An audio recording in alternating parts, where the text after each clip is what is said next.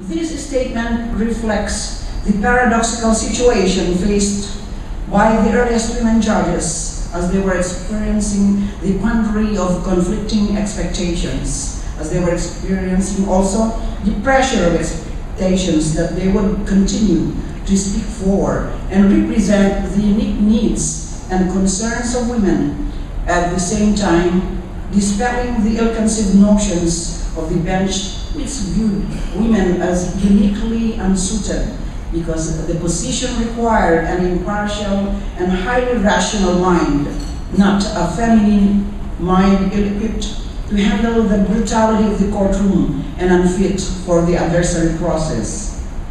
Women nowadays, of course, are being elevated to key positions in both the public and private sectors. More and more women have been occupying seats on the bench. I was fortunate to be in that period in the Supreme Court, where there were 6 women justices sitting in the court, the highest ever in the court's history, from December 2007 to February 2008.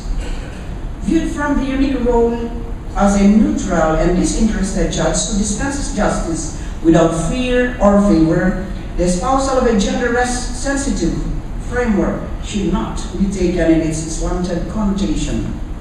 To uphold means to take steps in affording the rightful beneficiaries the full protection that law intended for them based on the established facts of each case. While detachment from a case is generally ideal, to ensure impartiality, Mona Harrington in her book, Women Lawyers, noted that excessive detachment from the issues result in only a partial understanding of the issues, and it is precisely women's attachment to issues involving the impact of the law on women that is essential to full and equal justice. Women on the bench are in a position to notice these issues, raise them, ask for data on matters that their experience in the world tells them must be important and extensive.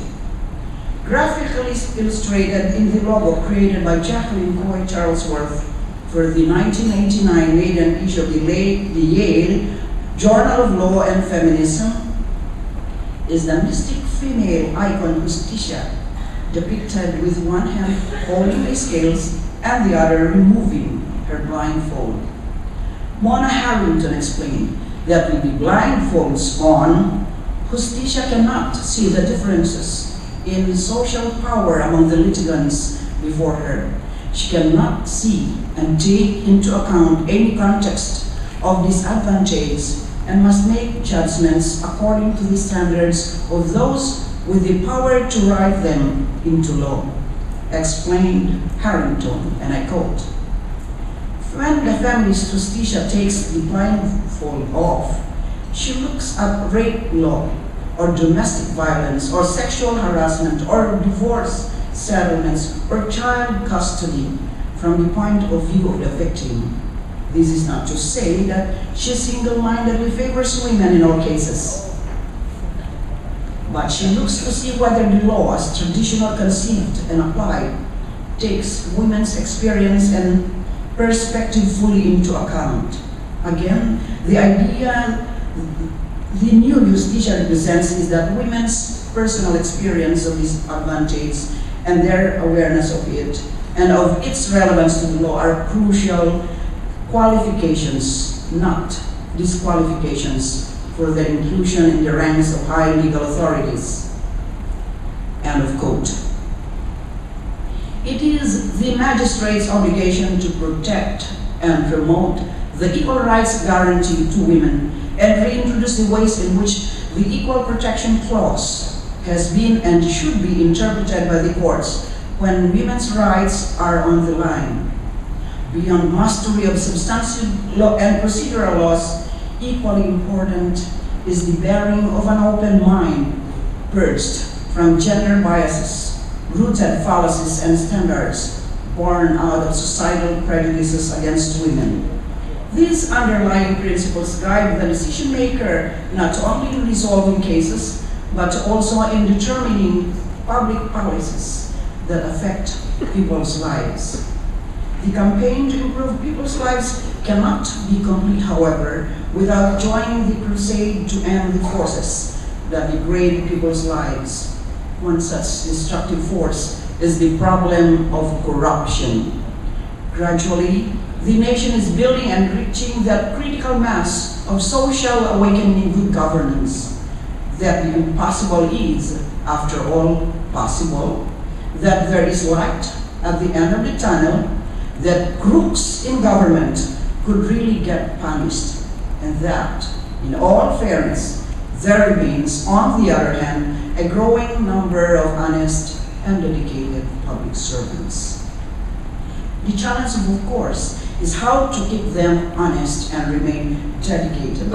With the support of development partners and civil society, the Office of the Ombudsman has initiated various programs to strengthen accountability mechanisms other than the usual punitive approach. There is the Integrity Management Program, which is a compendium of diagnostic tools to systematically assess a government agency's vulnerabilities and resistance mechanisms to corruption.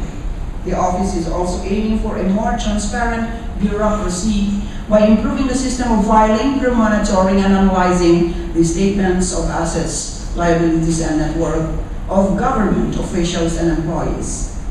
The office has launched the program to accredit corruption prevention units and campus integrity crusaders to engage the participation of civil society organizations and the academe in promoting moral recovery and molding enlightened advocates. The Ombudsman Integrity Caravan, which is a yearly campaign, has been launched to establish a wider network for anti-corruption initiatives and feedback through activities like the Public Governance Fora, lecture series, integrity development contest, university tours, barangay-level public exchanges, and essay writing, poster making, and video production competitions for students.